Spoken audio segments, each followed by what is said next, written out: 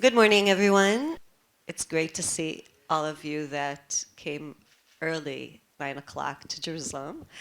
My name is Einat Albin, and I'm the academic director of the Minerva Center for Human Rights that partook, part, took part in organizing this conference on who owns the city. Um, this was a special privilege to work on the topic of cities and municipalities and to bring all various interdisciplinary scholars into this room to discuss this topic. At the Minerva Center for Human Rights, we're working for a few years now on the issue of how to promote human rights in venues that are outside the state or the traditional way where human rights was developed and promoted and enhanced, and the role of third parties like NGOs, cities, art, museums, and other corporations and other third parties is of much interest to us.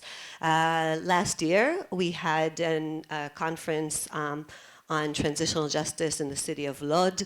This year, we're going to have a conference on transitional justice on the city of Jerusalem, on East Jerusalem, and this wonderful conference that Katya initiated together with Tim just follows through this line of thought on how we can look at cities as central locations and places where activities are held to think of and develop issues of human rights and beyond.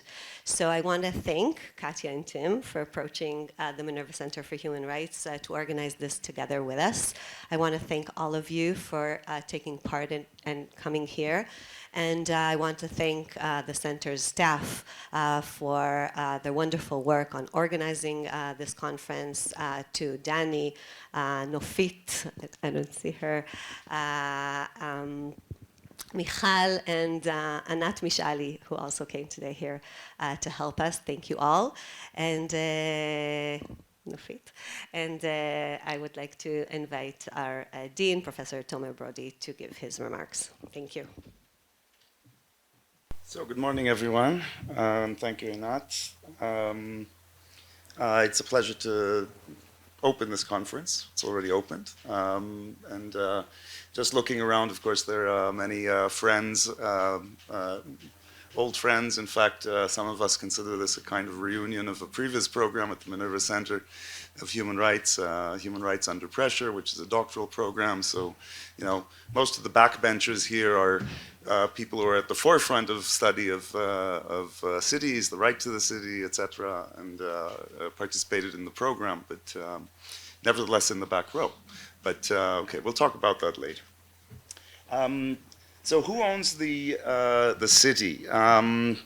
I'd like to start with a short piece, and this is what happens when at sort of 4 o'clock in the morning you remember that you have to make opening comments for a conference about a topic that you know a little bit about, but not much. At least you know that the topic exists, and then suddenly you have like a mind flash that this is the association, the mental association that I had looking at the very, very diverse and, of course, extremely interesting program. So this is a piece written in 1931, and I'll read only part, even though it's short in itself, I'll read only part of it, but these were my reflections, at least, or relate to my reflections. At first, all the arrangements for building the tower were characterized by fairly good order. Indeed, the order was perhaps too perfect. Too much thought was given to guides, interpreters, accommodations for the workmen, and roads communication, as if there were centuries before one to do the work. In fact, the general opinion at that time was that one simply could not build too slowly. A very little insistence on this would have sufficed to make one hesitate to lay the foundations at all. People argued in this way. The essential thing in the whole business is the idea of building a tower that will reach to heaven. Okay, so this is, of course, a direct reference to the Tower of Babel. Again, this is a very short parable, ultimately by, if anyone wants to guess, it's from 1931. It's Franz Kafka.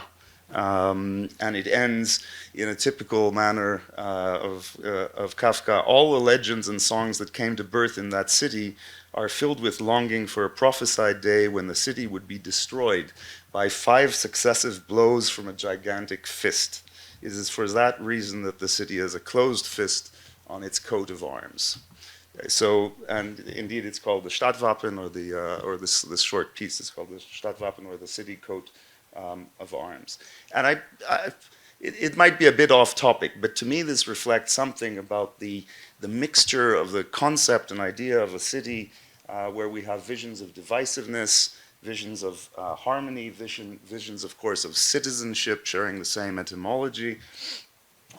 Here in Israel and around the world, these are necessary visions for discussion and debate, even more so in times of deep political divisions. And here, of course, referring to political divisions, not only in Israel, but elsewhere, cities can be places of refuge. The blue cities in the red states, et cetera, but they can also be, and usually are, locations of ferment and political interest and progressiveness and innovation. And I can share that even with respect to the topic of this conference, who owns the city, and Katya, of course, knows this, there were a few debates about whether it accentuated the divisiveness or the harmony. Because the question, who owns the city, implies that there is someone who actually owns the city. In other words, that it belongs to a certain entity, a certain group. Whereas the question actually can be read also in the converse, that it belongs to everyone. And that, I think, is the philosophy also of other projects that Katya and Tim have led, and also ultimately led also to this conference. So I'd like to thank you all for coming, for traveling, the Minerva Center for organizing. The thanks have already been made, so I won't mention even more. But ultimately also to congratulate Katya and Tim for organizing this conference on its very timely topic, and I wish you a very fruitful 2 days.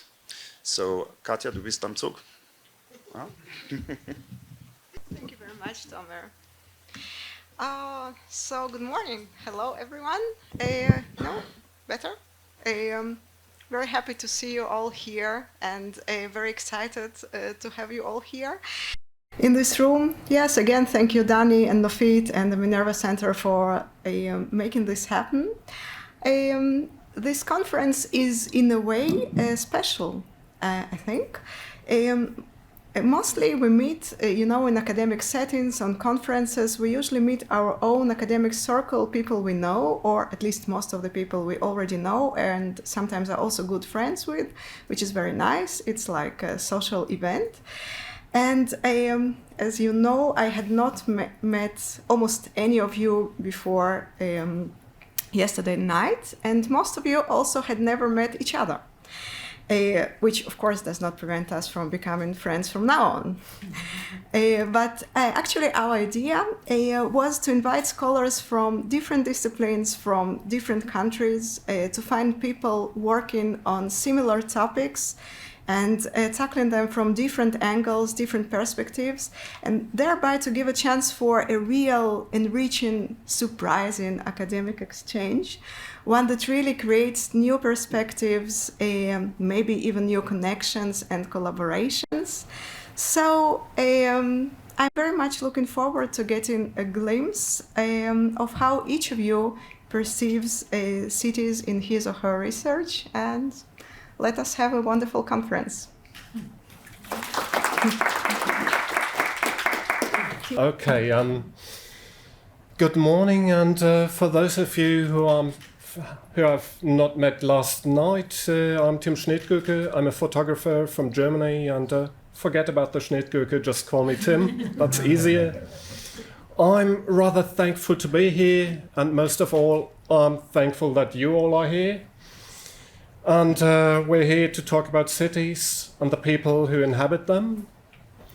Cities are often called melting pots, and that is an analogy which to me is lacking in many regards. everything is chucked together and heated up until it becomes an indistinguishable mass. And what's the appeal in that? Now, think of an orchestra instead, and you've got plenty of very distinct instruments. Nobody would claim that a cello sounds anything like a kettle drum. And here's the thing, it's not all loud banging drums. There's also room for the silent whisper of a flute. Times everything becomes very pianissimo, and you need to listen really closely. And it's the dynamics that are so important, so interesting to me. By playing together, great things can be achieved.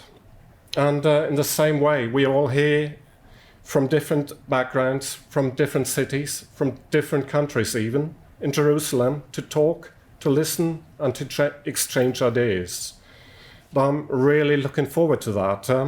So, who owns the city? I've got a few ideas about that, but let me hear yours. Thank you. Good morning, everybody. Welcome. I guess I'm Tawfiq Daadle. I guess I'm somehow a remnant of what just mentioned here, the transitional justice session in Lod. So I'm coming out of the Lod dust. I'm an archaeologist, so everybody is new for me here. Thank you for the organizer to invite me. I'm looking forward to hear you. Unfortunately, I have to go back to teach, but I will try to hear as much as I can. So our first speaker will be Merav Kadar. She's a doctor in... Merav is an urban researcher and the educational program manager at IHS, and you have to explain for me all of those. Merav's research interests comprise spatial justice, urban art and culture, urban citizenship, agency, gentrification and displacement, and the political theory of cities. She has extensively worked in international research collaborations and has practical experience as an urban planner dealing with questions of heritage and divided cities. Yeah. So please, Merav, you have 20 minutes or so. Hi, everyone.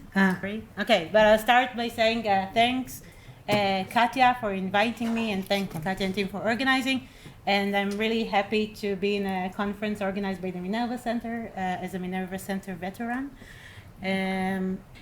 So when Katya invited me to participate in the conference, I chose the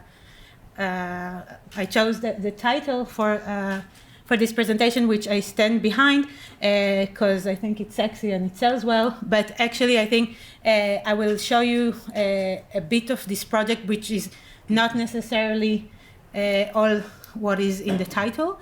This is a working paper, so bear with me, especially the legal scholars among you. I hope you would like it. So when I talk about artivism, I would actually talk mostly about interventions or urban interventions. And what do we mean by interventions? So intervention, it comes from the etymology is Latin, intervenire, to come between, to interrupt. We have three very common definitions for interventions, which I don't need to read them for you, but they already show that intervention has a very strong spatial connotation, to come in between. So we have a spatial dimension for intervention. There is a political dimension to interventions. So already in the Duden dictionary from the 18th century, they already talk about intervention as a political act, intervening in another country's acts. But there's also what we know from Friends or from How I Met Your Mother. There's the personal dimension of intervention, when you come to someone and you try to change the course of things, you try to help an addict or so on. An intervention implies some kind of disruption of reality, a desire or intention to change the course of things by offering another possible way or course of action. When we talk about urban intervention, so I scribbled down some kind of a working definition, which is not binding, but urban interventions refer to any deliberate actions or projects that aim to improve or transform an aspect of a city or urban area. These interventions can take many forms, ranging from small-scale temporary installations to larger permanent infrastructure projects. Now, again, as I said, this is not binding, but usually when we talk about urban interventions, there are two conditions that take place. The motivation relates, even if not entirely aimed at the urban, okay? And the intervention takes place on the urban sphere. Now, these days we can also talk about online or cyber urban interventions, of course, but still, we still see it as the urban space. And there's a lot of, we can think about different ways to categorize urban interventions, and scholars did this quite extensively. We can talk about the motivation behind the intervention. Is it political? Is it aesthetic? Social? Who are the initiators? Is it a bottom-down intervention or top-down or bottom-up? Sorry. Is it spontaneous or is it planned from before? What are the means we're using? Are we using artistic means? Are we using activist means? Are we using other means? By temporalities, we can talk about the duration of the intervention itself, but also where is it aimed to? Are we talking about the past, about the present, about the future? What are the timelines we're referring to? What are the outcomes? Do we even want it to have outcomes, or are we only trying to do some kind of a disruption? And of course, also the location in the city. Where does the intervention take place? On the urban sphere, inside the museum, inside the university, and so on. Now, it's always good to have free publicity. So this is a paper we wrote in with also Avner and Nir that are here as part of a research, German-Israeli research project we did about critical artists and urban development, where we actually try to come up with a typology of urban interventions, also with our colleagues Marie Hupp and Volker Kirchberg from Leuphana University. And we try to categorize these different kinds of interventions by the different categories I showed you. I will come back to this maybe a bit later, but just to say, none of this, of course, is new. Now, this specific project that I'm still working on, and for some time now, because I know there's something that interests me there, but I'm not sure exactly what it is, and I would be also happy to hear what you think about it, is how do we address political conflicts or political issues on the urban sphere? Now, the intervention itself is urban for the different reasons I showed you, but also I will show you in a second. But the motivation or objective we're trying to tackle is at the national scope, so not on the urban one.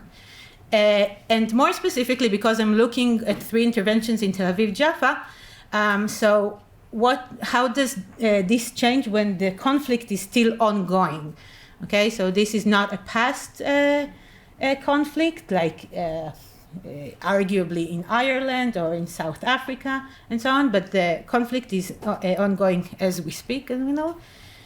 And do the 2 levels converge between the urban and the national? And then the question also arises, why do we use the city? Does the city or the urban sphere gives us or helps us in any way? But also, specifically because I'm looking at artistic urban intervention, so done by artistic means or by artists, also to discuss, or as I refer to it in the title as artivism. Why using artivism? Why not just do some kind of political protest? And I'm working on 3 urban interventions or 3 artistic projects that already happened. So 3 case studies from Tel Aviv Jaffa that unfortunately I will only very briefly introduce to you because they're very interesting, and then we can discuss this a bit further. So the first one is The Ghost of Manshia Awakes by Ronen Idelman, an artist, a scholar, and Ronen did this in 2007. Charles Clore is a park between Jaffa and Tel Aviv, basically. It was built on the old Manshia neighborhood, old Palestinian neighborhood that was actually evicted twice, once in 48 with the 48 war when the state of Israel was established and the Palestinian inhabitants were evacuated. And the second time is when Jewish immigrants were settled in Manshia, coming after the state was established. And the Tel Aviv municipality decided to do a park there. They evacuated everybody and built this park. A lot of the park is actually built on construction waste from the old neighborhood.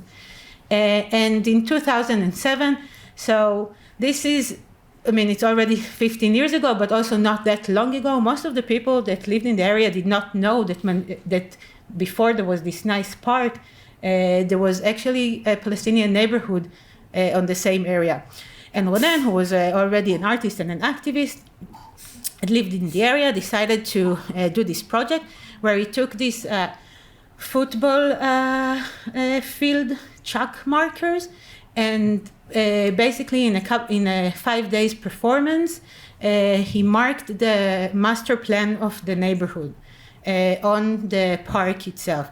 Now, this led to a lot of conversations with people, with passerbys. What are you doing? People did not know about the history of the place. There was a lot of also more heated up discussions with people who used to live there. So the Jews, the immigrant Jews that used to live there and said, hey, it's not about the Palestinian neighborhood. It used to be our neighborhood and we were evacuated. And it led to a lot of conversation with the people. But of course, also after 5 days or so, this was all gone because it was made by chalk. And Ronen likes to refer to it as to these borders as outlines of memory, basically. But what he wants is to resurface the past, but not destroy the present. That's also part of it. I mean, there's still present that needs to go on. And you can see, so this you can see where the park is, and some photos from the project.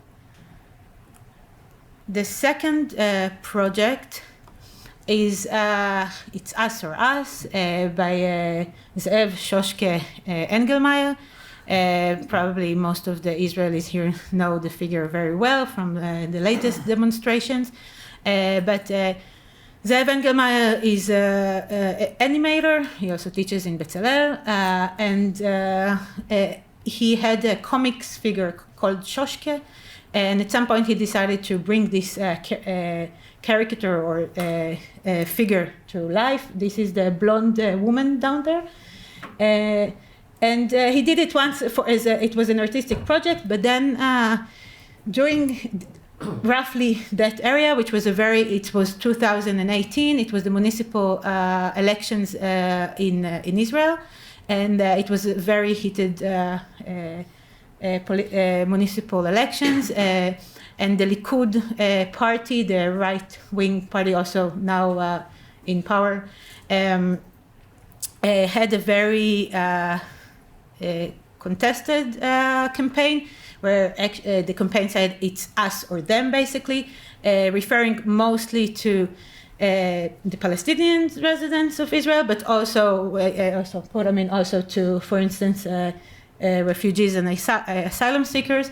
It was a very heated debate. but there was a lot of talk about incitement, of course. And he and Zev Engelmeyer, or in his character Shoshke, decided that he walked out of his house, and so it was mostly in Tel Aviv, although also in some other places. But Tel Aviv, the Likud saw Tel Aviv as really an important hub for regaining power. And he decided, since he's a graphic designer, he designed a new poster. You can see it there on the side. Which was, instead of "it's us or them," it's "us or us," with different figures from the Israeli mosaic.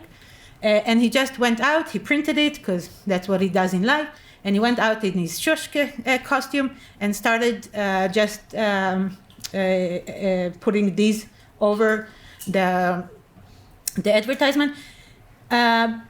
Because he came in this figure, and because he was already a bit known in this figure, he wrote in Facebook, and also never mind, it's a whole story, but there was also a TV team that came just when he did this, so it was well documented also on Facebook, and this really became a successful campaign, like a counter campaign. Of course, it was not only him that did it. There was also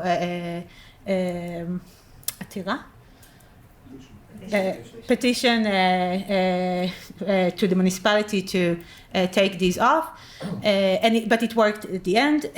But ever since then, Zev Engelmeyer, or Shoshka Engelmeyer, became a really big activist in all of the Israeli demonstrations, and also nowadays, I think if you open the newspapers, also with the demonstrations now, you can see him or her. And last project is the Voice of the Next State by Hillel Roman and Omer Krieger, two artists. Who, it started in Abima Square in 2016. And they decided to basically build a new radio station that will broadcast what they imagined as the next state. They did it in Abima Square, so the town square in Tel Aviv, also where all the cultural, allegedly like the cultural square in Tel Aviv. And what they did is that they had 3 days of broadcasting where they chose different people from the Israeli society to act as ministers and so of the next state that they imagine. Back then, Ayman Odeh, now the head of Hadash party, so they picked him as the prime minister. Lea Shagdiel is a social activist, as the education minister, and so on. Mutassim Ali, one of the leaders of the asylum seeker protest, he was the Secretary of State, and so on. And not Secretary of State, Interior. Yeah, sorry. And each of them came and had gave a talk as in this new role, and then it was also open for discussion. So passerbys would come. It was a very interesting project because although it was in Tel Aviv, there was some heated debates there, but people could answer, people could imagine together, basically the next day. They moved between cities at some point, but only in Tel Aviv it was about the next day. In other cities it was always revolving some urban issues, so not kind of more national next day, but also very interesting. Now, these 3 projects that each of them is a whole world, and I'm happy to discuss them later, but I only very briefly showed you. Each of them has very different, the background is different, the objectives are all of national scope, but even then, the practice is urban. And they all want to promote some kind of, in a previous, like when I worked on it previously, I did connect it more to transitional justice. So in a way, they all do try to also promote transitional justice values, whether it's reconciliation, dialogue, memory, recognition, and political imagination. They use artistic urban interventions or artivism as their protest and as their practice. And they all use the public sphere, so these are all in the public sphere, but very differently, whether it's the historical site, whether some of them across the city, and they also see site specificity in a different manner. I'll talk about it in a second. But also it's important to say they're all ephemeral. So they all came, did their interventions, and went. And I think this is also a question to ask whether that's a necessity, especially in an ongoing conflict, or whether this is an artistic choice, which I'll also come back to in a second. So why using artivism, okay, and not just do the protest? I mean, in all of this project, you could also do it more or less as really a demonstration. So what was interesting, I was present in all of these projects, but I also, of course, interviewed them afterwards, and yeah. So what was interesting that all of them kind of saw art as an immunity, okay? Things that wouldn't pass the authorities, basically, as protest, were fine when it was done by art. For instance, Shoshke Zev Engelmeyer, when he came and just covered the billboards, and it's billboards someone is paying for, but he came as an artist to just cover them, and then the cops came saying, "What are you doing?" And he was like, "No, I'm an artist." And he was like, okay, and they helped him, okay, and that was fine. And in this regard, as art is also a disguise because it allows a different public discourse. It reframes the conversation. So, for instance, in Hillel and Roman, in The Voice of the Next State, if you just put people there and we see it now with the demonstrations, people say their opinions, and then we just basically have some very violent reactions. But when you put it in this context of art, when people basically say the same opinions, even it's a bit even further than that, because they dare to imagine how it would look like, but it's in the context of art, so this allows a conversation, and even if it gets a bit heated, it's still within the scope of an artistic conversation. Very naturally, it's also part of the artivist toolbox. An artivist is an activist with some artistic means, or an artist with some activist aspirations. So this is just the toolbox an artist would use, which makes perfect sense. And in this regard, we should not forget these people are artists. This is what they do. This is how they know to act. But I'm saying all of this, but we also need to remember that it's, of course, it's also, it comes with a price. It means this is less poignant that we would like it to be. It's taken less serious many times. And this is a question I leave open for now, although some of this project had some outcomes, but is it efficient? Does it have really an outcome at the end? And I have so many nice quotes, which is also hard, but I put one here from Hillel and Omer, and he said, "There's a substantial relationship between shape and content in this project, and that's what makes it an artwork. And this allows some immunity because we are acting under the patronage of an art institution. We didn't need police permits, municipal ones. We are artists asking to perform in the public sphere, and we have the institutional art world back. But it also allowed some mutual respect and even a relatively peaceful discussion, because that's what art does. Is it art? This question is always part of the work, but does it matter?" And just so you see, I have so many nice quotes, but I won't read it to you for lack of time. And the second question that I'm interested in, okay, so it makes sense to use art and especially in an ongoing conflict, okay, when we need to kind of disguise maybe our protest, it allows more. in an ongoing conflict when we need to discuss it both from the authorities and from the people. Sometimes we want to engage them in conversation in a way they would not understand. But then why using the city necessarily? What does the city bring? So first of all, these projects are all site-specific. And I think people coming from the art world will maybe also use site-specific a bit differently. So also the artists themselves attest them to be art-specific. But I think what's interesting for me is also they are site-specific in the sense that they address the atrocities or the future in the space itself.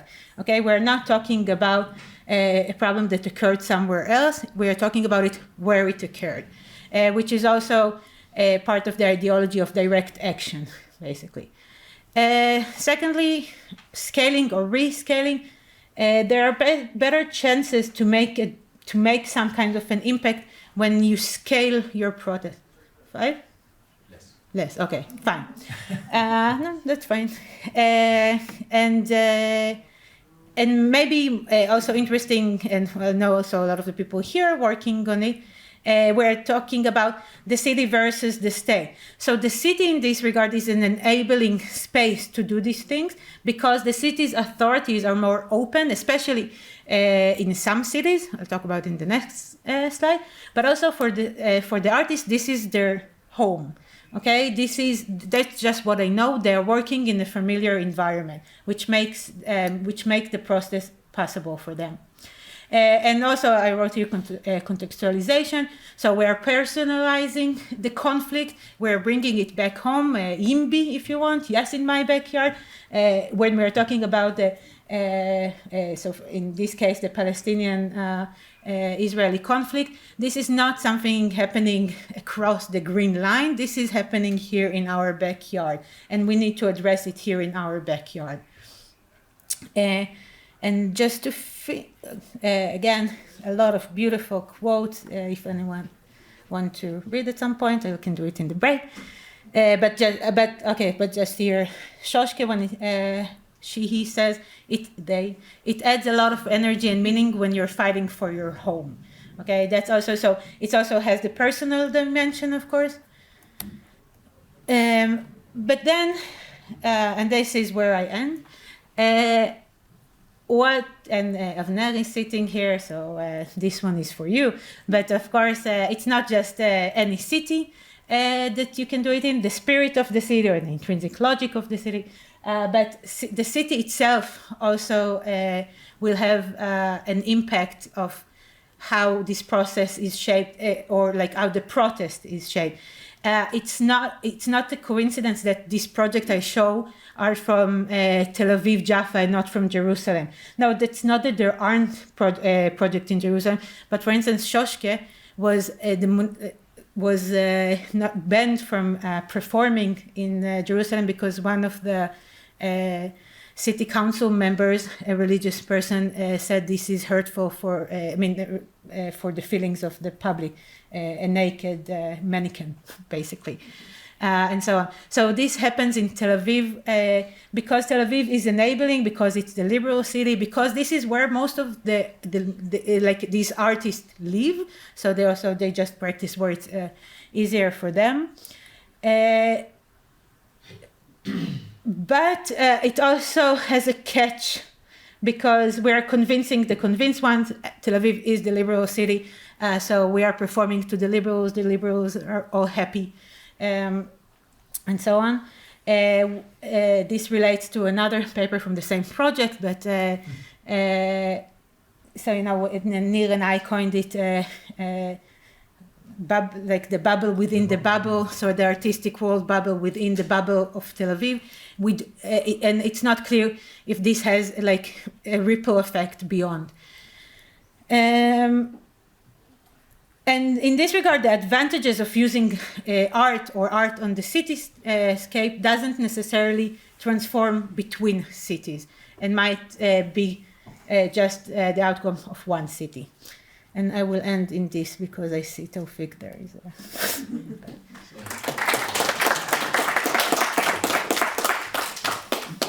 I was asked to... Okay. I'm just following. No protest here. Like it's, we are in Jerusalem. We are not protesting. It's out of Tel Aviv bubble. So please. So I was asked to give my reflection somehow.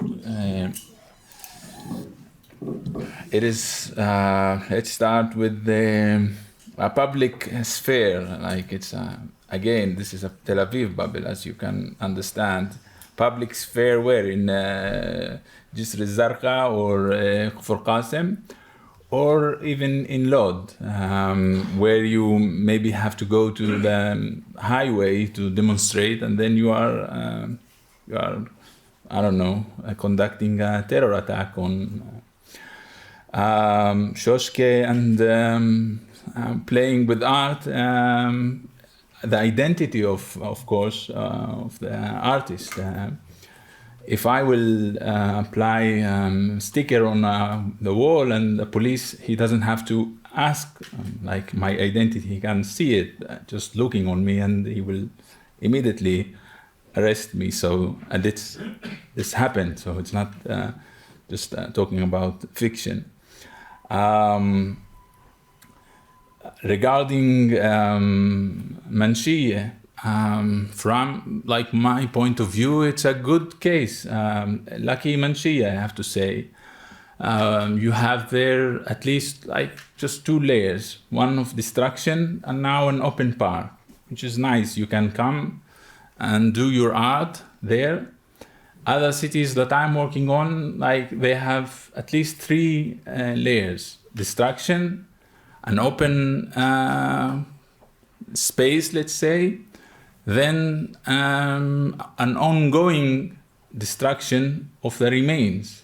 I have to explain this, like going back to the destroyed layer and re-destroying it again, which is like no way to even conduct any art on those. So Manshiyeh is very lucky that, let's say, you can perform kind of even there was a dance conducted there in Suzanne Dalal, starting from Manshiyeh. What is the name of the group? So they, Palestinian dance group from Nazareth, they came and they could conduct such a dance. It's again this happy bubble of Tel Aviv. You can have this ballet and play dance, but not in, for example, in Lod. We tried to, with the, I have to say, Jewish Ashkenazi artist, to play art in Lod. We were like immediately, police came, like there's no, so we came with the right identity to the wrong city, I have to say. So that's what I have to say. Sorry for cutting you. It was really interesting. So now, if you have any questions, remarks, floor, it's for you. Maybe you want to address what? Yeah, I mean, very shortly. I mean, these are all valid points, but I think they're also, they make my point even stronger. So thanks for that. Of course, you cannot practice all of this and all. And the identity of the artist, of course, is a very, and also their agency, which is another paper. So I agree. I didn't mention that I was looking into Jewish artists in this work, and it's different to look at the Palestinian ones. But for instance, I did some research about this, and you had, so in Tel Aviv you can be also like Anissa Ashkar or Rafat Khatab that did all kinds of things also in the public sphere, and in Tel Aviv they can do it, they cannot do it in other places. So in this regard, I actually think Tel Aviv is this makes the point even stronger, but true, in the other cities of Israel you can. And then I think the interesting question is whether, so are we only, this is only the bubble within the bubble, we're convincing the convinced, and then it doesn't really have any value?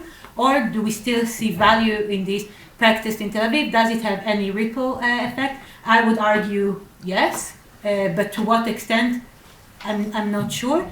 There are also interesting artworks taking place in Jerusalem but then, yeah, everything is harder, everything is smaller, in a sense, and yeah, and it doesn't have the same effect. And of course, in Palestinian cities, if you practice it only in Palestinian cities, it just doesn't have any meaning because there is no, it doesn't have any public echo. And it's true.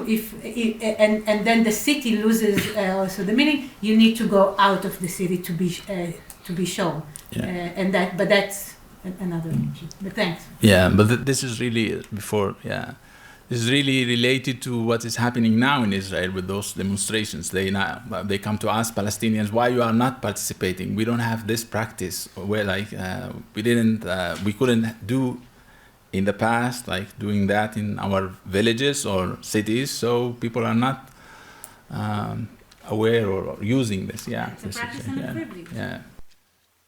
Please. So thank you. Thanks a lot. Really interesting. I'm also wondering, in the context of Tel Aviv, whether it might be more complicated, the politics and art there, given Jaffa that is part of Tel Aviv and the erosion of history within Jaffa, and whether political expressions by artists are legitimized in the same way. I think that also you hear... Legitimized by them or by them? No, but in the presence within the city or in the bubble that you call, because of this bubble is a political bubble that enables this to happen, right? It's not something that you can look outside a particular context that enables the performance or art. And so whether when you look at Tel Aviv, you look at this complex situation, including Jaffa and the politics happening there. We will collect maybe 2 or 3, please. Yes. The mic, please. I wanted to understand better what you mean by urban activism or intervention, because any type of intervention or protest or activism has to take place in some physical space. So what makes it specific, or do you mean even if I do it in a building, if I do it outside, it has to have, does the place have to be meaningful? Or if I did the Menashia protests in Lod, would it still be an urban activism, or does it lose its meaning? Because otherwise it's all encompassing. So I wanted to, if you could explain more exactly what you mean by this form of activism. Thank you. Please. Thank you very much for this wonderful presentation. I have 2 questions. The first is about how did you adjust this project to other cities, the Shoshke project? What did you have to change in order to make it work outside the Tel Aviv bubble? And the second question is about artists and the immunity, this title of artist and the immunity it gives you. First of all, how far-reaching is it? If you know that, I don't know if you know that. If it comes to a court, will it help saying, well, I covered the billboards, but I'm an artist? And then what do you have to be an artist? Is it that you have to be a Jewish, Ashkenazi, privileged man, probably? Or do you have to have an official education or artistic education? So what is it that grants you this title and immunity? Questions of a lawyer. Yeah. Okay, I will try there to very briefly answer. Rinat. Yeah, I mean, of course, the political context of Tel Aviv makes a big difference. I have to say that, though, I mean, Jaffa is a very interesting story, but the fact that we know so much about it is because it got the right publicity. And as Rafik said, I mean, this happened all around, right? I mean, we can uncover every urban space in Israel, urban or non-urban space in Israel, and it will be the same story. So actually, I would say Tel Aviv is not such an interesting story. It's just a really well-told and branded story of the Israeli-Palestinian conflict, also because of art and culture. Art and culture play a big role in this. I mean, even if you think about Casablanca or whatever, taking place in Manshia, in the same neighborhood. and sorry again, some free publicity, but in another paper, Neil and I and Volker Marie wrote about the artistic spirit of city. We are talking also about the specific artistic characteristics of cities, and Tel Aviv is one of them. And what we claim there is that Tel Aviv art world is political because also politics have some symbolic value there. So it's better to be a political artist in Tel Aviv. It just sells better. You don't have you are not an activist, so you don't have to go to the streets, but you can practice your politics throughout, and you get some recognition, institutional art world recognition for it. So, I mean, this is a bit of a longer conversation, which I'm happy to have, but I think this also explains why a lot of Tel Avivi artists use political themes. Okay, to your question, I don't have one definition to what an intervention is or an urban intervention is. I think this is an open to debate. My claim would be that any intervention taking place on the urban sphere is urban. Because it's on the urban sphere, and that makes it connected to the city, whether it wants or not. It disturbs the city life. So even when we had the Balfour demonstrations here, and these were not urban demonstrations, right? But this disrupted Jerusalem public sphere.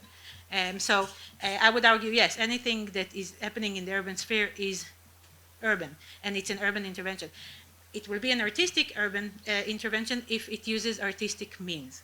Okay. Now, this is also an ongoing research, and this I usually leave to the artists or to the people who do this protest to decide whether this is artistic or not. And you would see the perfect, like the same practice used, but defined differently by different people. So some protests would be done by artists or creatives, and they will say these are artistic interventions, but the same practice would be used by activists, and they will say, no, I mean, we're just activists. So no clear answer there. This is left for the discretion of the artist or activists themselves. But for me, it's interesting because I think they use it differently or decide whether it's art or not for different reasons. So activists would many times see it as a bit disgrading if it's art, right? We're activists, we're not doing art, we're protesting. While artists, we want to say this is also art. I mean, the fact we are doing it already means it's art. So no one clear answer. Katya. Adjusting to other cities, I mostly looked at Jerusalem in this context, and it is very different. Also because of, I mean, for the spatial conditions in Jerusalem, because of the municipality, because of the relation between the city and the state, and how much Jerusalem is much more subordinate to the state, and then to whatever government is in power, which is the right-wing government in the last couple of years. So, I mean, I do think also believing that cities have different spirit or different logic. I think this is something you actually need to do in each city to understand the specific relationships. And I only looked on these two. I can talk more about Jerusalem with you afterwards. Artists, so the immunity.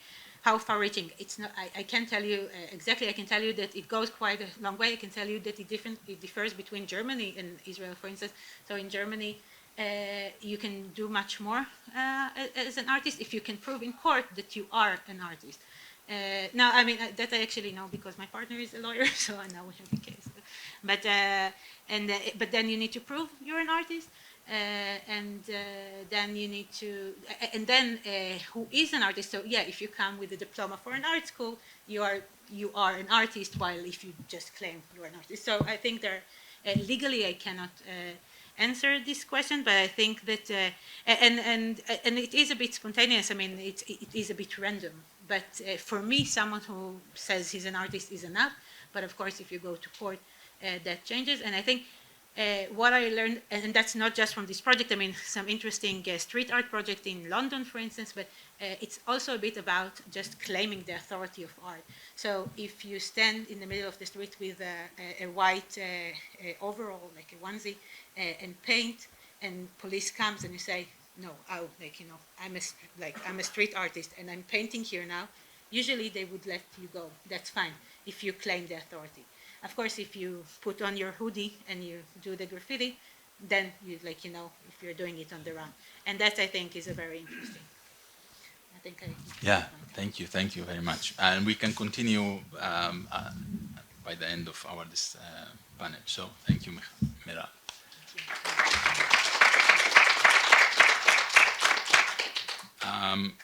Our next speaker, Dr. Michal Hos, is a postdoctoral fellow at the Minerva Center for Human Rights.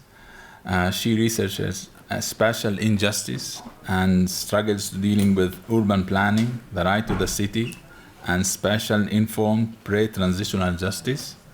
Her, again, ESRC-sponsored doctorate at the Architecture Department of the University of Cambridge focused on the urban resistance and activism of displaced populations in the city.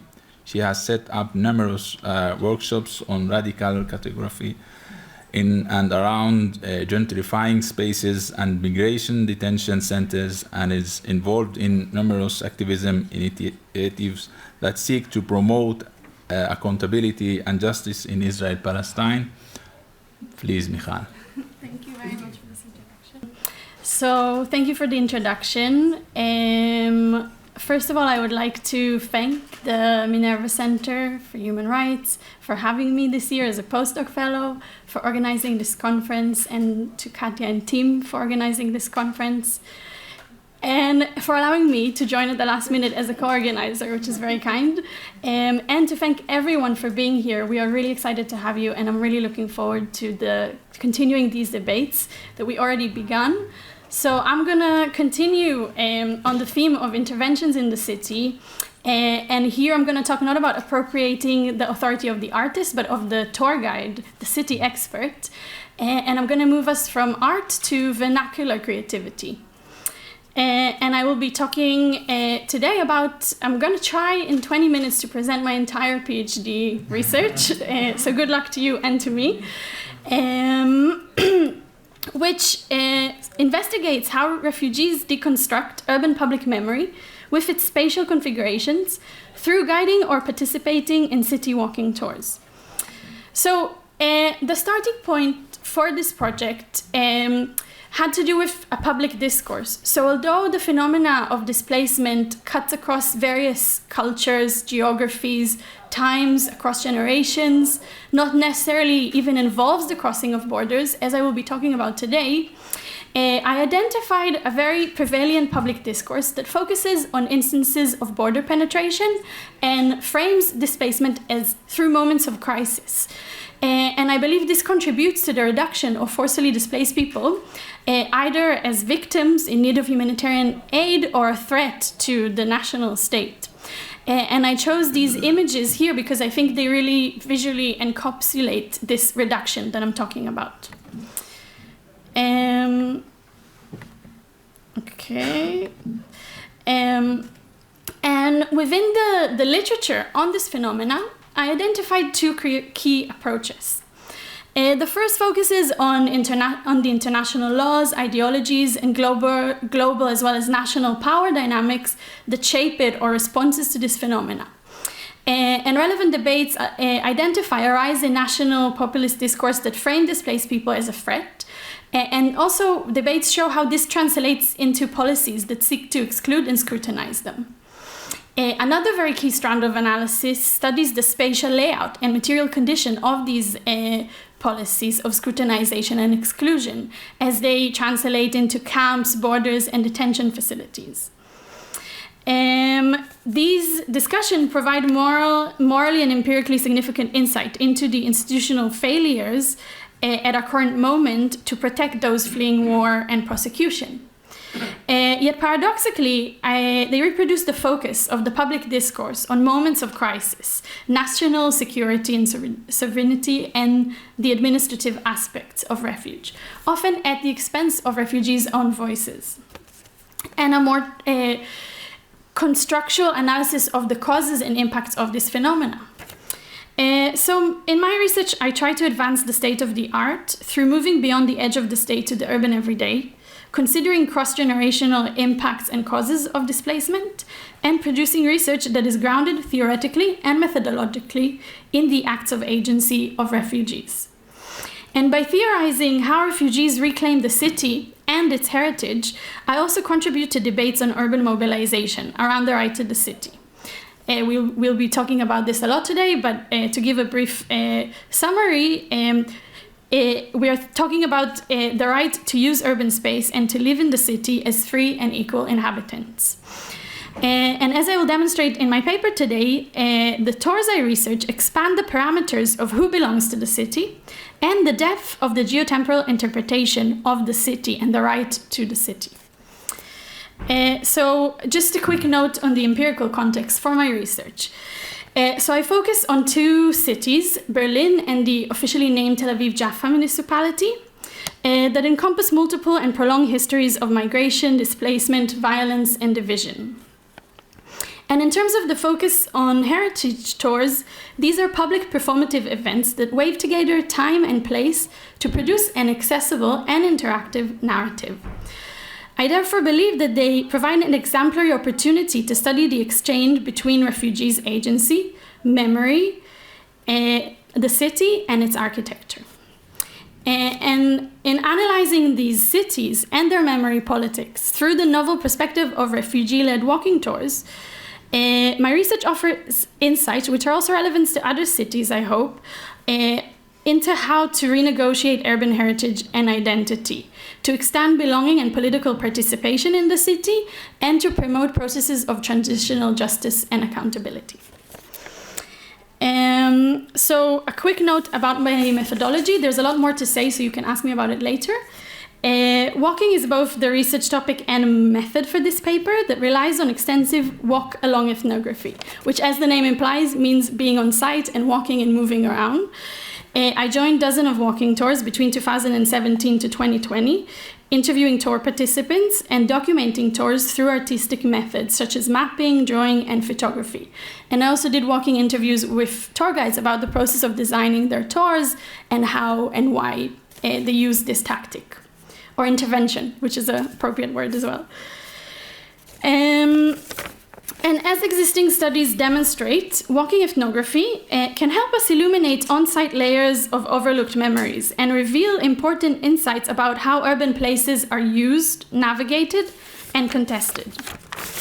And these benefits of walking together to research and produce new spatial visions and understandings are useful in theorizing both my methodology and the theme, the potential of walking tours for reclaiming the city and its memory. And before moving to some conclusions, I will provide some very brief examples from these tours. There's a lot more to say about each one of my case studies, but I will try to do it briefly. So I'm beginning with Berlin, and then I'll take us here to Tel Aviv-Jaffa. So the starting point of a tour of Berlin, guided by Wael, a BA politics student and Syrian refugee, is the underground memorial of the book burning. Wael explains that the memorial commemorates an event that took place in the very same square in May 1933, when Nazis burned the works of hundreds of authors and academics. This becomes a highly symbolic setting for what Wael tells us next. He describes how Syria became a dictatorship, and protesters, oppositional parties, and intellectuals were tortured and killed. Wael also tells us that the Syrian government imprisoned and tortured his brother. In referencing the Holocaust, I believe that Wael appeals to the focus on guilt within the German collective memory, perhaps seeking recognition as another victim. Indeed, Germans referenced this guilt as a justification in public discourse for welcoming refugees at the height of the so-called refugee crisis of 2015, their welcoming policy really constructed with other neighboring countries in Europe. However, this guilt also maintains existing hierarchies of inclusion and exclusion. Dealing with the local history is a means to create belonging based on the rejection of the Nazi past. Yet this belonging excludes later immigrants' population and non-white ethnic groups. Hence, paradoxically, the focus on guilt in German collective memory potentially preserves key elements of the past. It strengthens the self-conception of the German identity as ethnically based. Yet Wael uses a local monument and challenges this exclusion.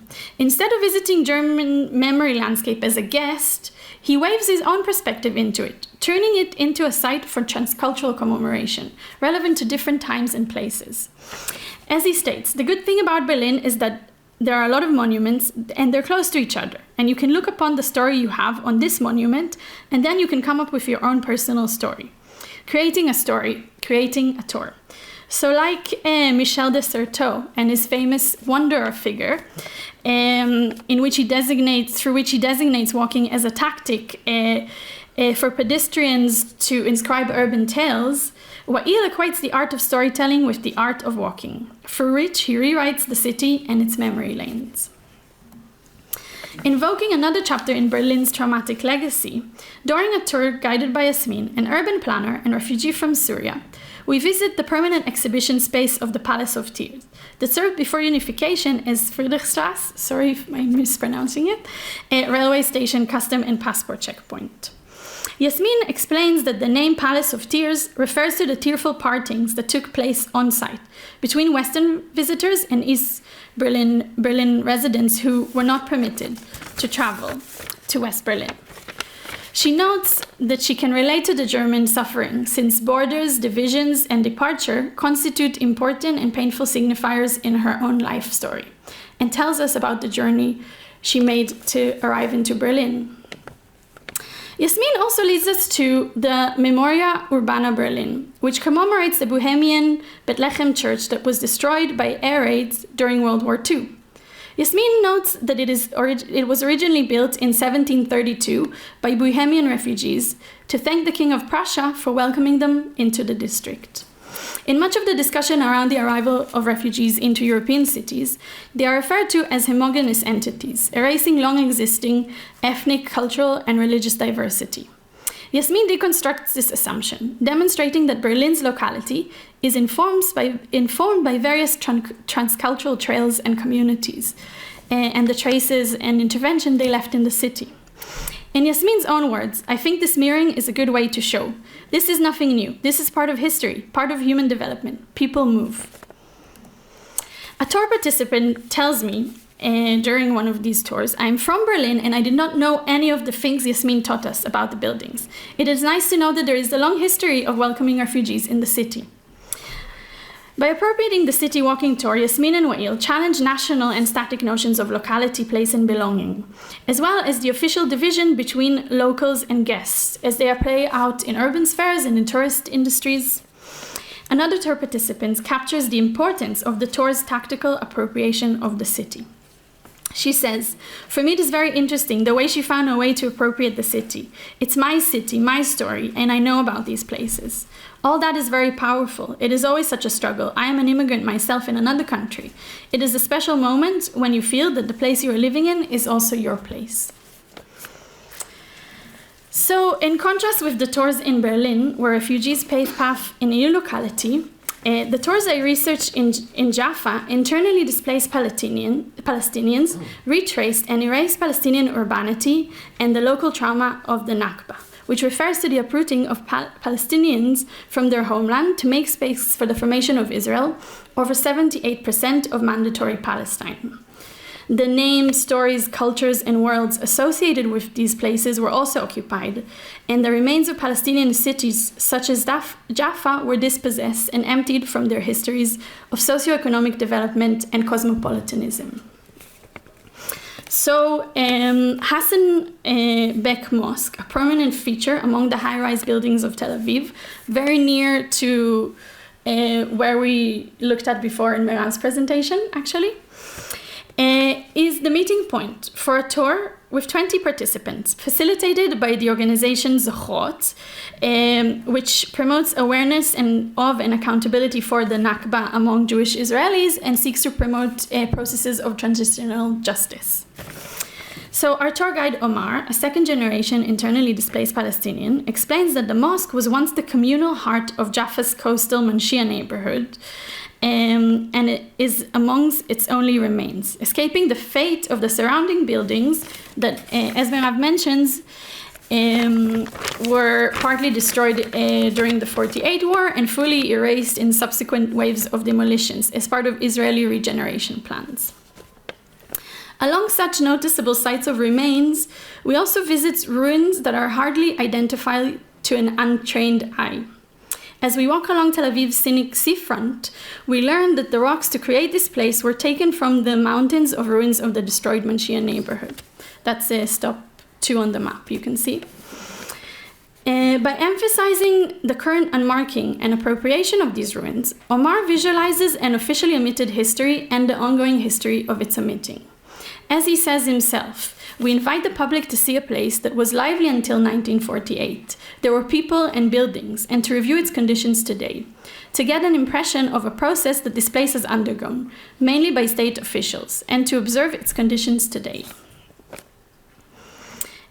In addition to marking and commenting on this institutionalized process of erasure, the tours also demonstrate that this process is incomplete and utilize spatial memory and imagination to resist this.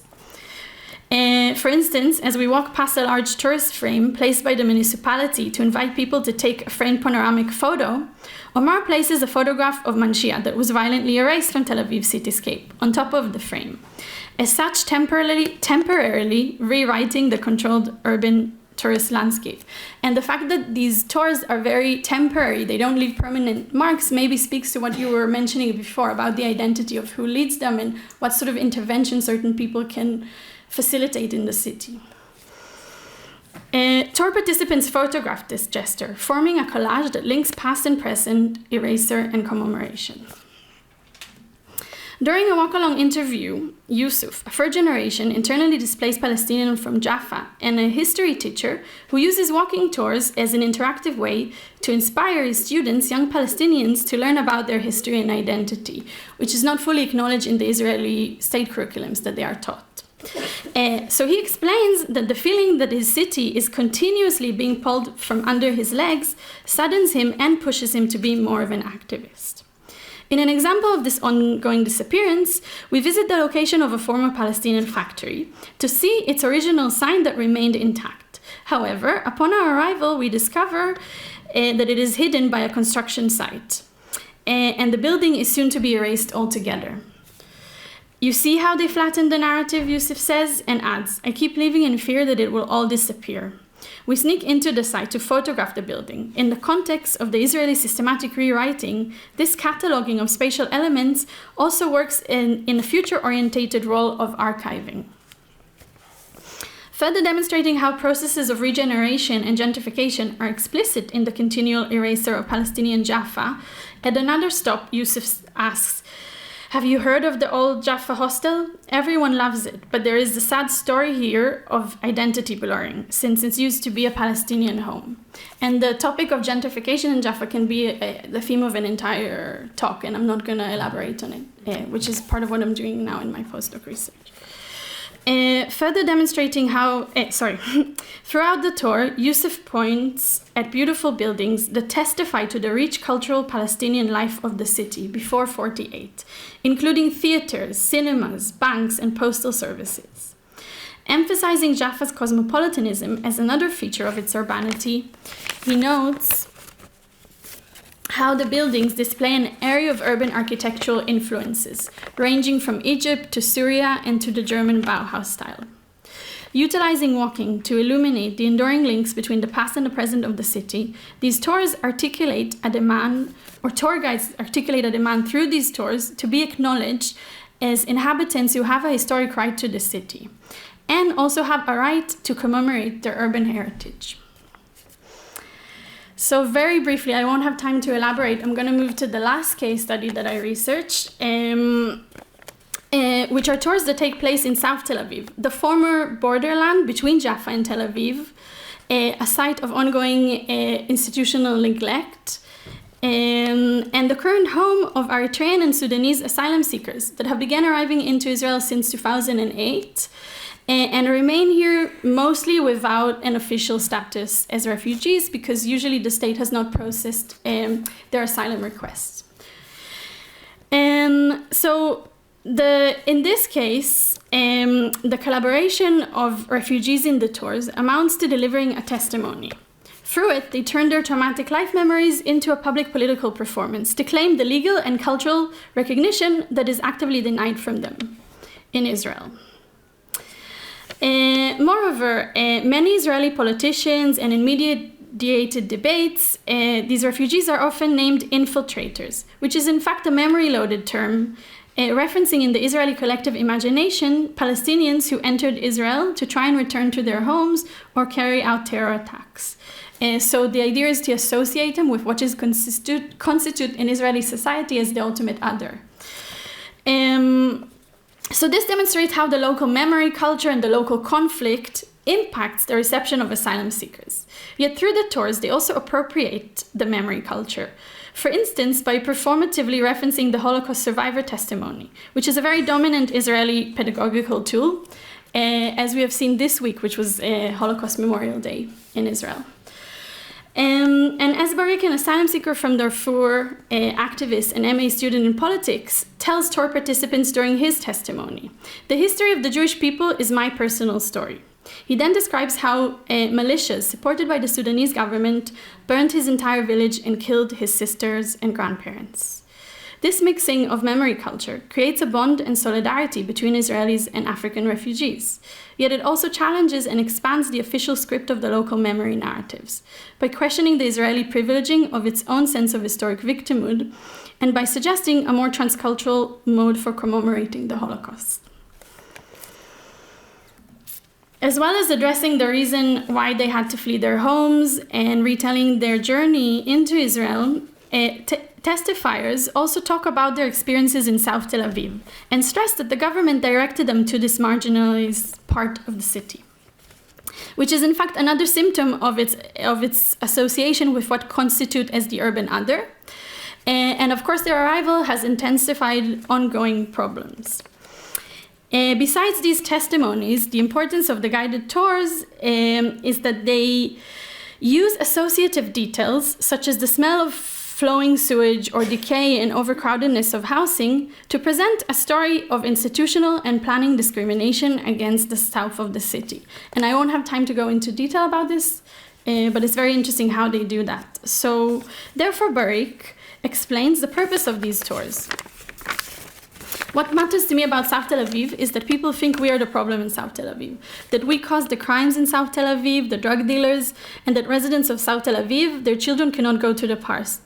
I know that historically South Tel Aviv has always been a place that suffered from poverty, from crime, a place that has always been as it is today. It's not we who caused it. So as Barik emphasizes, despite the supposed deteriorization of these new arrivals, their own story of marginalization in Israeli society is deeply embedded in the marginalization of South Tel Aviv. The tours provide a means to trace the overlooked spatial historical context of the discourse around the reception of refugees and provide a stage for refugees to wave their own memories into the local arena, referencing and also expanding it. So, in conclusion, I tried to demonstrate the importance of expanding the spatial discussion on refugees and displacement beyond the borders of the nation state and framing it from the point of view of refugees as subjects who contribute to the design and politics of the city and are part of its history. The main argument is that these walking tours hold the political capacity to alter how we think of forced displacement, but also of how we think of the city, who belongs within it, what aspects of its history are told, and how, and by who. Mostly, urban citizenship mobilization focuses on local areas and living conditions. These tours offer a more in-depth geotemporal interpretation of the right to the city, to include its history, memory, and heritage, which I think is really needed in order to promote justice in cities today. So thank you very much for listening.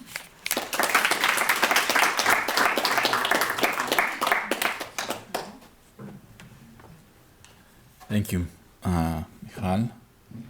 I like when listening to your talk, like the case of let's say Silwan and what is now called Eir David, and I have to argue with students that it's Silwan, but this is a success of such a tour guiding. Like more than 20 years ago, I started my position as archaeology inspector at the eastern part of Jerusalem. And back then, when I was doing my work in Silwan and the old city, Elad, this right-wing organization, was like kind of activist who like came and started doing their tours, bringing strange figures to this Arab neighborhood, but most of people were like ignoring them. It's okay, walk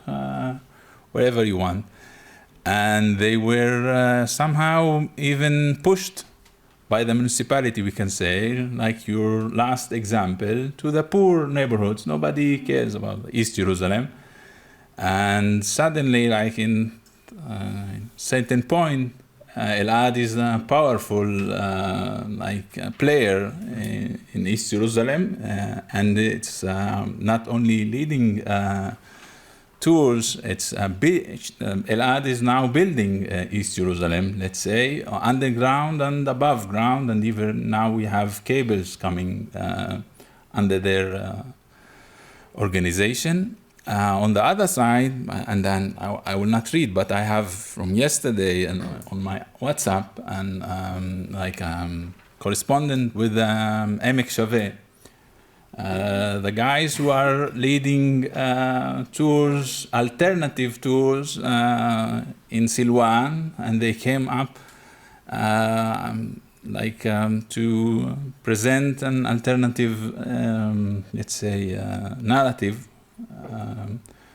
And it's Emek Shaveh and Zochrot, for example, and I was happy to hear about Omar, my neighbor, Omar Ghbariye, who leads Zochrot in different places, but by the end, who cares about Emek Shaveh and Zochrot? They are not really changing any, let's say, they are not placing one stone on the ground, like, while Elad is building a whole city. So it's nice for presentations, even in Hebrew U and not in Tel Aviv, like we can talk about in this bubble. But by the end, the sad fact that those tours have two lines and they are clear. You can, and I'm doing the same in Lod. I'm leading my tours. Somehow alternative, I'm not calling them alternative, but and then now we have Garein Torani in Lod, and they started doing their tours, and you can come and compare my tour with their tour. Like they bring pupils from schools. I am not allowed to enter any school to talk just about Lod before 48. I'm not talking about politics. I'm a Hebrew U professor, so. Yeah, not at all. It's just facts on the ground. It's interesting, and so that's what your talk brought to me, to my mind. Thank you. Shall I quickly? If you would like, yeah. Yeah, I think so. You're raising a lot of interesting points. I think. So when I started researching these tours, I had to sort of define them, or even when I write about them, to give them a name. But it was kind of important for me not to call them political tours or alternative tours, for the reasons you mentioned, because every tour is political, and the very act of going to a place and telling its history and choosing how to tell its history is a political choice. And also I think we're not talking about alternative narratives. We're talking about past traumas that need to be acknowledged in order to, create a better future. But this point that you are raising about, so first of all, in terms of tours being maybe a very kind of minor intervention, temporary? What are its lasting effects? First of all, I would say it's important to research these tours in the sense that people were excluded from maybe, they don't have the governmental support to set up settlements. They're not involved in the planning committees in cities, which is something we know for a fact, the groups I'm talking about and the tour guides I mentioned. So it's not the ideal form of intervention, but perhaps it's the only intervention they have. And what I can say is that from speaking to the people who joined these tours, I think, first of all, it's not just about educating people about displacement. I think they do offer visions of different cities. And a lot of all the tour guides I interviewed would often say how difficult it is for them, because we're talking about really traumatic events. And every time they tell it, even if they told it 100 times, it's painful each time. However, they can continue doing it because they say, okay, it's a small intervention, but one day 100 people, one day 30 people show up to the tour, and then the next week I do it again, and the next week. And slowly we are building education and a different perception. And it is not much, but I think it's in itself important. And I personally, and I didn't talk about my own positionality, but, as someone who comes from German descendant, and is an Israeli who is directly explicit in some of the stuff I was talking about, for me it completely altered the way I talk about politics, the way I think about my city. It's not big, but it's something, and I think it's important in itself. Thank you. So please, questions. Yeah, please. Thank you. So I really enjoyed both presentations, and if I can, I will also refer to the previous one. So I think that one of the one analytical distinction that I think would be helpful to both your projects is on thinking about the city in three different ways. One, the city or the urban is as an object. So it's an object to be manipulated, to be transformed, to be regulated. So for us, or many of us as lawyers, the city would be an object of regulation. The second is the city as a subject. So the city here is actually an active player, it's an active agent. It could be working vis-a-vis its citizens or vis-a-vis artists, visitors, or vis-a-vis other political entities. And the third is the city as the city as a stage. So here, I think a lot of your conversation was around the city as a stage on which various actors are playing whatever they want to do. If they want to do art or if they want to demonstrate. And I think there are the obvious connections between the three ways to view the city. And I think that often to also understand that the city is, for example, a subject and not just a stage, is very helpful to understand why, for example, in the previous discussion, but also in your discussion, it would be an actor that is actively involved in either allowing, incentivizing, etc., various activities. The other analytical distinction that I think is helpful, and again, maybe it would be in the conversation that you two had, is between the different elements of what is space. So you were kind of talking about the real bricks and stones and things that Elad, and I think that you are more interested in how the city or the space is actually imagined and thought. So it's classical Lefebvre, you have the objective, subjective and intersubjective elements. So the way in which we would experience the bricks and stones of Elad would be very different according to the narratives that we hear, according to the stories, according to the experience that we carry with us. So it doesn't mean that, of course, the bricks and stones, or that putting all the emphasis on the imaginary or the subjective. But again, I think that there are these correlations between the three elements of space. Thanks. Thank you. We take another question, please. Yeah, thank you. Good morning. So I also enjoyed the paper very much. Michal, I would like to know what's the function or the added value of the tour itself.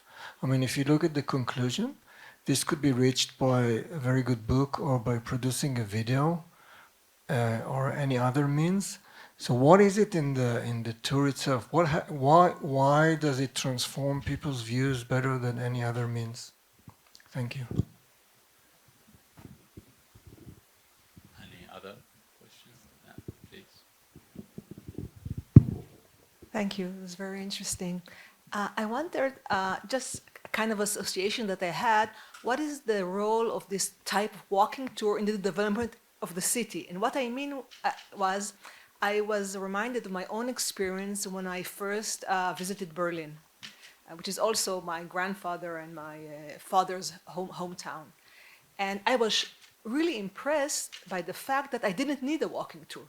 Because in every place that I went, there was the state, the municipality officially told me, here a Jewish person was displaced, this commemorates, this and that, and the Reichstag said, well, look here, now you can see, the Holocaust monument, and underground you saw, not only Micha Ulzman, empty library, but you saw on the tiles where Jewish people lived in the past. So they were like embracing this, and I could walk myself and get all the guidance that I needed. And in Tel Aviv, you have nothing of that. So I wondered, what is the reason? Is the reason is that in Israel we are still, the state is still threatened by these facts.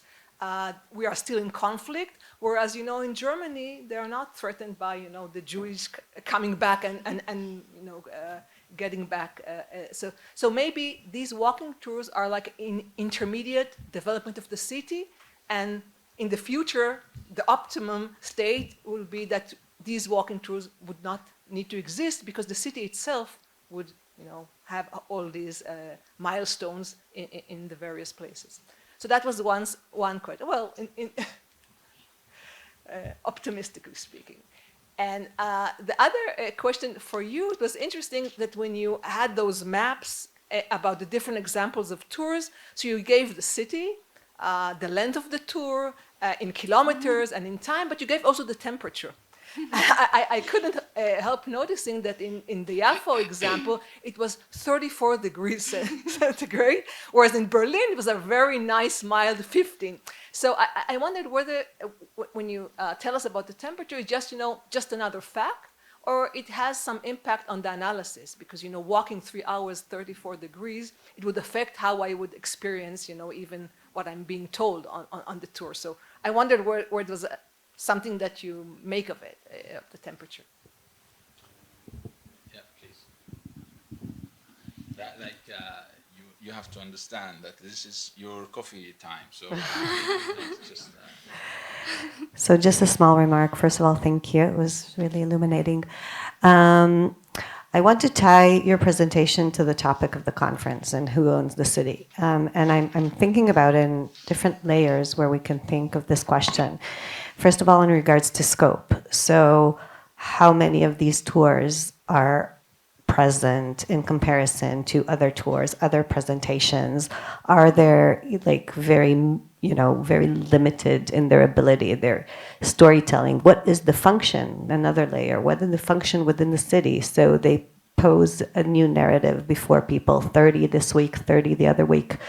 Do they open up discourse with other people within the city? Are people who are in conflict with the refugees that are holding these tours, even coming to these tours, how are they exposed to the tours? So how do we see this within the metrics of this broad questions of who owns the city?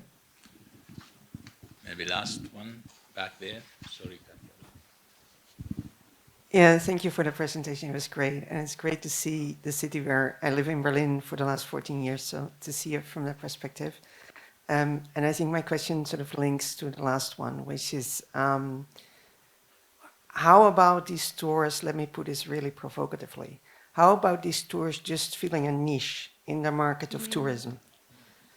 Where most people take the boats that take you around and give you the Reichstag and this kind of, that you can listen to this pretty boring stuff and have drinks meanwhile. You can have the night tour with the lights, and you can have all sorts of tours in Berlin. You can have the beer, drinking, biking tour. I think the horses is now forbidden.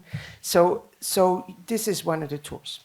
For people that already have the particular political mindset that want to see these kind of topics, that would mean that question of what is it expanding to?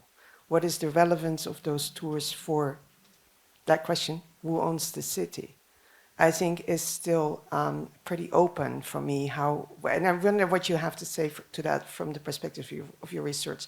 The other one is, as a big discussion in Berlin nowadays, is about the center. These tours are in the city center. And I wondered if you could reflect a little bit on your experiences of Berlin outside of the city center, outside of the ring, and how if you've managed to relate to that part of the city, and what your experiences are there, and what kind of, where that question of who owns the city, and what it's like to be there as a tourist, how that affects some of your reflections on the topic. Yeah, thank you. Thank you. Okay, all of this, one word for each question. Okay, I'll try to be very brief because coffee breaks are important. So for the first point, I think these different distinctions of the city are really useful and are really important. I believe that the tours play with them a little bit in the sense that, they maybe place images or intervene in the regulation of the city in a very temporary way.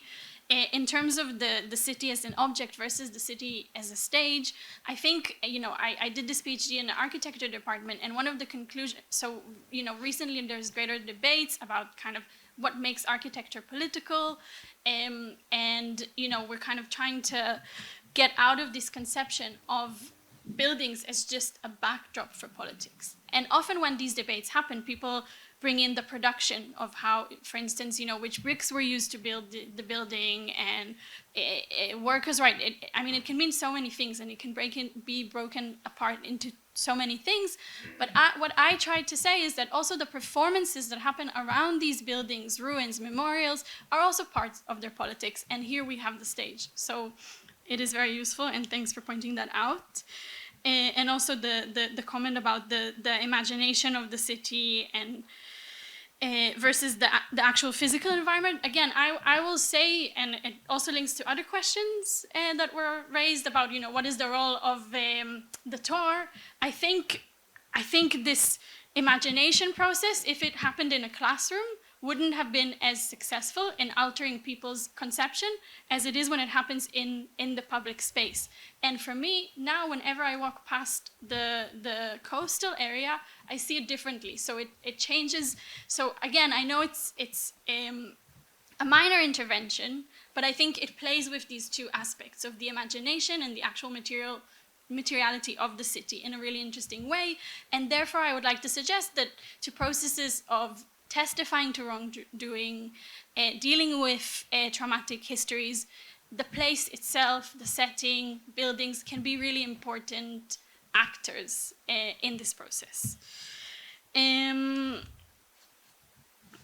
I think I tried to also answer the question about why doing these tours in terms of kind of the significance of the tour to this experience. I think these explanation, I think reading a book wouldn't have had the same impact. There are certain things that, and tour guides really use that. And I actually come from the field of visual culture initially, but they really talk about showing people, seeing in your own eyes, but also reframing, showing the image differently. And I think from every tour participant I spoke about, it's about this kind of seeing things. It's about being there in the site. It's about participating. For instance, being asked in Zechot tour to read a testimony, taking photos of how a place used to look like. So the participation is also another, I think, important aspect of their political potential. And I think here it also links to the question about the weather. So I think I included the weather because there was one testimony, I didn't mention this, but when Wael spoke about his first home in the city, after he was homeless for 3 months and it was freezing cold, it just completely changed the experience of hearing him and bearing witness to his testimony. So I thought there were moments where that was important. And also about the heat, it surprised me every time because I joined so many of these tours, the extent to which people are willing. I can barely listen in a classroom for 2 hours without losing concentration, but something about walking around and being involved meant that people were happy to do it, even in the August heat, even in the cold weather of Berlin. So that's why I chose to include the weather. You can continue answering. Yeah, should we continue? I really wanted to address your. Anyway, we can continue, but I'll just say really quickly that the city center and it's a really important point because the tours, they began in Neukölln, and they, where refugees showed their experience of this migratory neighborhood, but then they felt that bringing people, it recreates the divisions in the city, and going to the city center and reclaiming it was important. Okay, I see your point. If I okay. Sorry, sorry. Sorry for not answering all the questions. From my point of view, writing books and articles is nice and good to feed the beast we are in. Standing on the ground, it's really a protest, especially not out of Tel Aviv. So, thank you. Coffee is outside.